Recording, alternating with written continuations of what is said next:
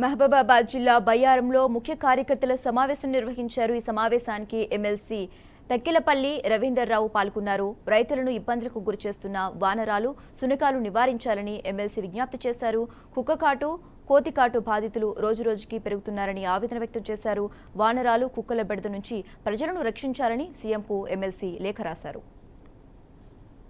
కుక్కల బెడద మరియు దోమల బెడద ఇది ఎంత దుర్మార్గంగా పట్టి పీడిస్తుందనేది, ఎన్ని రకాల ఆర్థికపరమైనటువంటి నష్టాన్ని కలిగిస్తుందనేది ఇది ప్రజలు అనేక గ్రామాలు నేను సందర్శించి నేను స్వయంగా అనుభవించాక నేను సేకరించిన విషయమే. అమెరికా నుంచి వచ్చే పిల్లలు చెప్తున్నారు, ఏంది సార్ ఇది, ఇంటి ముందు కూర్చుంటట్లేదు, తలుపులు తీసి కూర్చునే పరిస్థితి లేదు, కోతులు బహిరంగ గుంపు వచ్చి మనుషులను కూర్చుంటే కూడా మీది నుంచి పోయి కరుచుకుంటూ పోయి ఇళ్ళల్లో మొత్తం విధ్వంసం చేస్తానని, కుక్కలైతే విపరీతమైన అరుపులు కరుస్తున్నాయని.